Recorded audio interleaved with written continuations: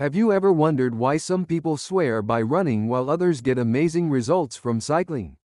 Maybe you've been running religiously for months, but your friend who just cycles casually seems to be melting fat faster than you. If this sounds familiar, you're not alone. I used to think all cardio was created equal, until I discovered the shocking truth about how our bodies actually burn fat. What I'm about to share with you will completely change how you approach your cardio workouts, and finally help you unlock the fat-burning potential you've been missing. Today we're diving deep into the science behind running versus cycling, and by the end of this video, you'll know exactly which one is perfect for your body type and goals. But here's the thing that might surprise you: there's no universal winner. The best choice depends entirely on your unique physiology. Let me start with something that will blow your mind. According to a 2023 study from Stanford Medical School, running and cycling can show up to 23% difference in fat burning rates, even when burning the same number of calories during exercise. But here's where it gets really interesting. The winner isn't always the same person. So what makes running such a fat-burning powerhouse? When you run, you're essentially turning your entire body into a metabolic furnace. Running activates approximately 400 of your body's 600 muscles simultaneously, creating a massive energy demand that continues long after you stop moving. The secret weapon of running is something called the afterburn effect, scientifically known as EPOC, or excess post-exercise oxygen consumption. Harvard Medical School researchers found that a 30-minute run can continue burning an additional 180 calories for up to 12 hours after you finish. That's like getting a free bonus workout while you sleep. But running's real magic happens at the cellular level. When you run, you create microscopic damage in your muscle fibers. Now, before you panic, this is actually a good thing. Your body needs tremendous amounts of energy to repair this damage. And guess where most of that energy comes from? That's right, your fat stores. A groundbreaking study from the University of Copenhagen followed 150 participants who ran 3 times per week for 30 minutes. After just 12 weeks, they lost an average of 9.2 pounds of pure fat. But here's the kicker: they also reduced their visceral fat, the dangerous belly fat that surrounds your organs, by an impressive 27% in just 8 weeks, according to Duke University research. Running also triggers a cascade of hormonal changes that optimize fat burning.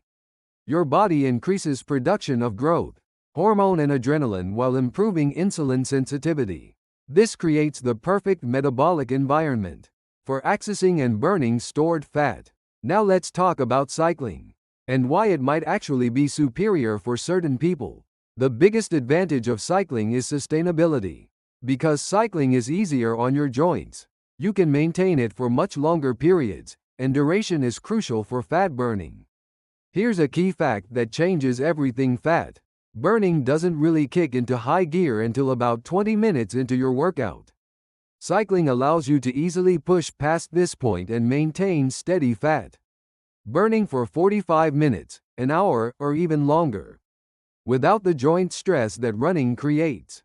A fascinating 2023 study from Maastricht University in the Netherlands found that 45 minutes of moderate intensity cycling burned 16% more total fat than 30 minutes of high-intensity running.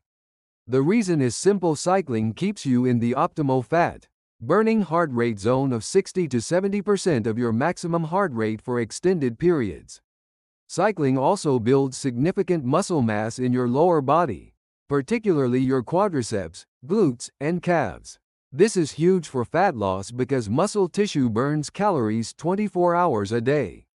For every pound of muscle you build, your body burns an additional 50 calories daily, even while you're sleeping. The University of Toronto conducted a 6-month study with 200 participants who cycled 4 times per week. Their resting metabolic rate increased by an average of 12%. Meaning they became fat-burning machines around the clock. But here's what most people don't realize: the effectiveness of running versus cycling depends heavily on your muscle fiber composition. Your muscles contain 2 main types of fibers: Fast twitch and slow twitch fibers. If you have more fast twitch fibers, you're naturally better suited for explosive activities like running. These fibers respond incredibly well to the high-intensity nature of running and will give you superior fat-burning results. However, if you're dominated by slow twitch fibers, you'll likely see better results from the sustained, moderate intensity of cycling. Here's a simple test to determine your fiber type. Climb a flight of stairs quickly.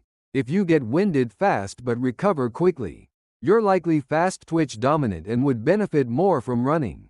If you feel fine initially but your legs get progressively heavier, you're probably slow twitch dominant and cycling might be your secret weapon.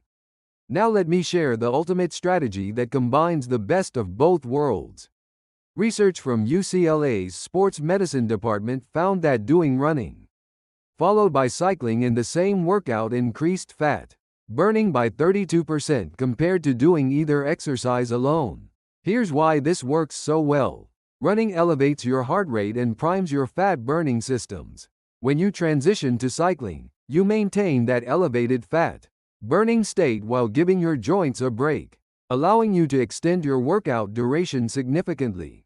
The key is to start with 15 to 20 minutes of running to trigger the afterburn effect and elevate your metabolism. Then immediately transition to 20 to 30 minutes of cycling to maximize fat-burning duration.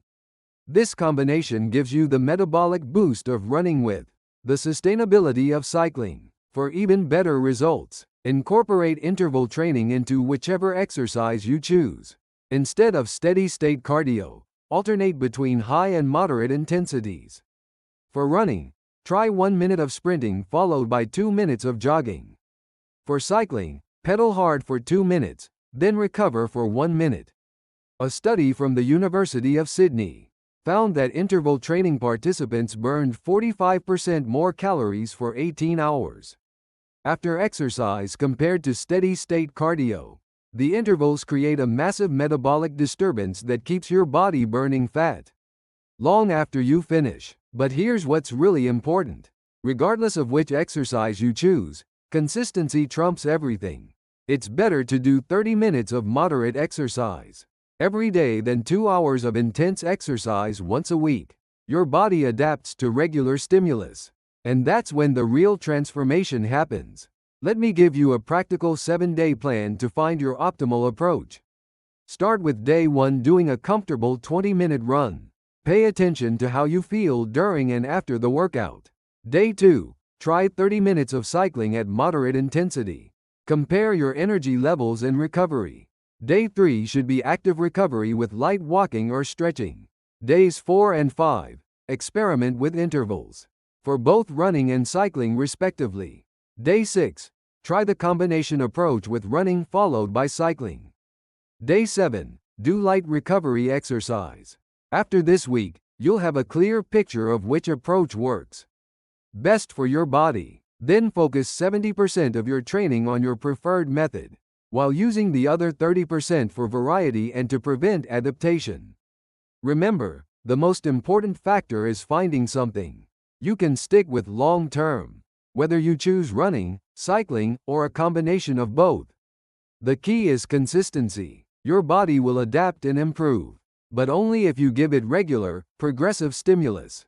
The bottom line is this: both running and cycling are incredibly effective for fat loss, but they work through different mechanisms. Running provides intense metabolic stimulation and powerful afterburn effects, while cycling offers sustainable fat burning and muscle building benefits. Your job is to experiment, find what works for your body and lifestyle, then commit to it consistently. In just 2 weeks, you'll notice improved fitness. In 4 weeks, you'll see strength gains. And in 8 weeks, you'll see the body composition changes you've been working toward. The perfect workout is the one you'll actually do consistently. Whether that's hitting the pavement or spinning those wheels, your body will respond when you show up day after day. Start today, stay consistent, and watch as your body transforms into the fat-burning machine it was designed to be.